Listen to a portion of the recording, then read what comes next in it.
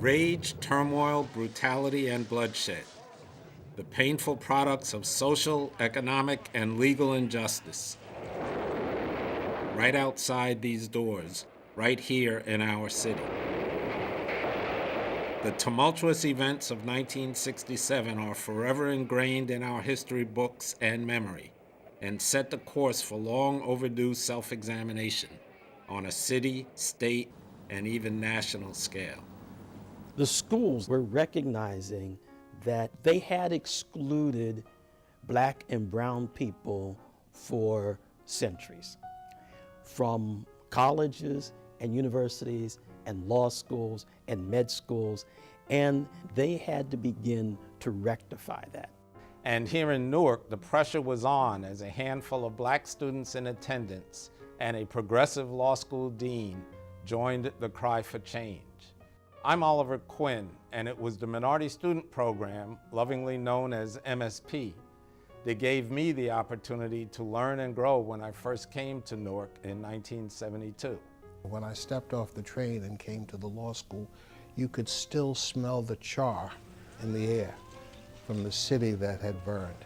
But I came to the law school, and there was a level of excitement that seemed to affect all of the students, and that excitement and enthusiasm was contagious. To see the diverse population, African American, Latinos, Asian Americans, people of all different walks of life, and we were all together and we were all supporting one another.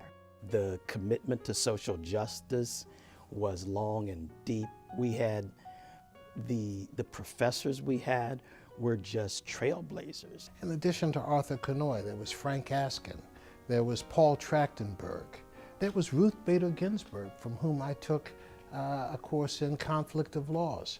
The training that I gained at Rutgers in my law school education, I really carried through entering into the world of government under a Republican administration, ending in a Republican administration, a couple Democrats thrown in the middle.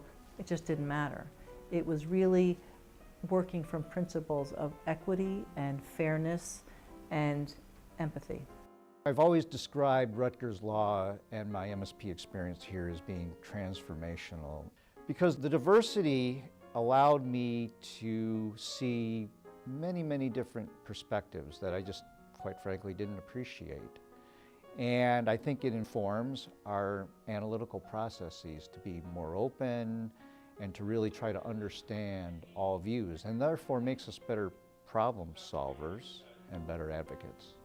When you have lawyers that not only can represent you, but that you can also feel at ease with, that you can feel comfortable sharing your thoughts, sharing your facts, sharing your story, that's critical, I think, for the society at large. And it is important for us to remember that it should reflect or mirror the community it serves. We're not monolithic, we're not monochromatic, we are a beautiful tapestry of so many kinds of people and languages and colors and religions who have never really been, frankly, more under attack than today. When I was a young boy and learning history, a story I found compelling was the Japanese-American internment during World War II.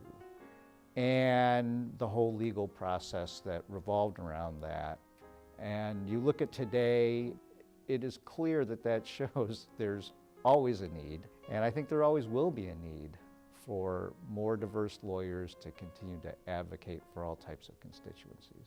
Think about it, we've had the first African American president less than 50 years after this program began. We have the state of New Jersey represented by an African American in the Senate and a Latino graduate of the MSP program in the United States Senate representing the state of New Jersey. When we talk about profound change, we need only examine the institutions that service our lives in this state to see how important and how impactful the MSP program has been. So yes, I know that there are struggles ahead, and I will devote the remainder of my life in attempting to address them. But am I optimistic that change will eventually occur, and do I think that this program will be a part of it? Absolutely. And I'm very confident that that will happen.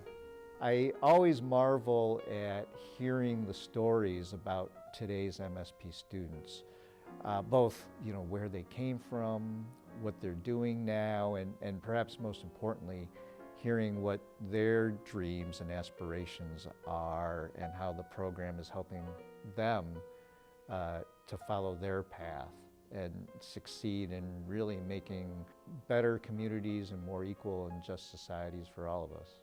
Right now, we're in a period of ugliness. It's like the 1920s. The NAACP would hang up a sign outside of its headquarters, "Another black man lynched today." And that was happening every day. And now is even more important for lawyers in this kind of program from this kind of school to stand strong, look ahead, see what we need to do and to do it, and have the capability to do it.